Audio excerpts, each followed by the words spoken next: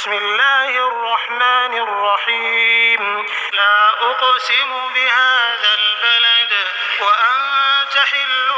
بهذا البلد ووالد وما ولد لقد خلقنا الإنسان في كبد أيحسب أن لن يقدر عليه أحد يقول أهلكت مالا لبدا أيحسب أن لم يره أحد